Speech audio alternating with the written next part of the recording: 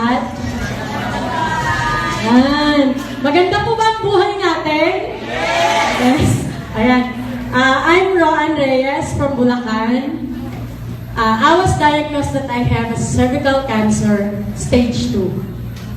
And praise the Lord and praise God that meron siyang creation na unexpectedly ginawa ng Lord. Ayan. Nung na-diagnose po ako, marami po kasing nag-aalok sa akin ng mga ganito eh. Actually, kaninang umaga may nangungulit sa akin. Puntahan ka na namin sa bahay para mai-present namin sa iyo to. Ito, magaling to. Marami nang nakasubok. Stage 2 rin, pagaling, ganyan-ganyan. Eh, ayoko po kasi nung pinipilit eh.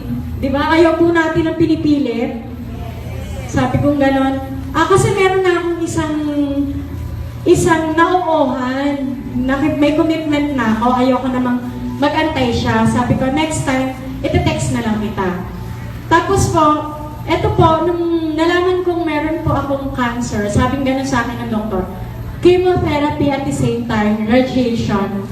After that chemotherapy radiation, ooperahan ako. Pagpapahinga na din ako ng 2 to 3 months for operation.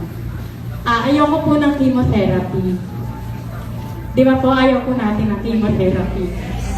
Ngayon, sabi niya, may bigla pong lumating sa church namin, yung isang ka-churchmate ko po, na out of nowhere, wala lang, parang, try mo kaya to. Ano yan? Ano yan? Ito, Buwamera. Sinearch ko po siya sa internet. Binasa ko kung ano yung nasa loob niya. Nag-try po ako. Nung mga panahon na yon, sobrang sakit po ng lower abdomen ko. Dito po. Masakit po siya. Nag-try po ako siguro mga 2 bottle.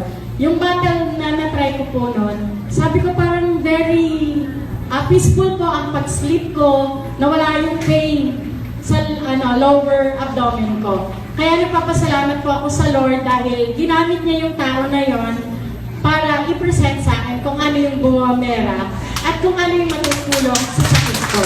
And to God be the glory dahil creation po ni Lord ang Buwamera. Thank you.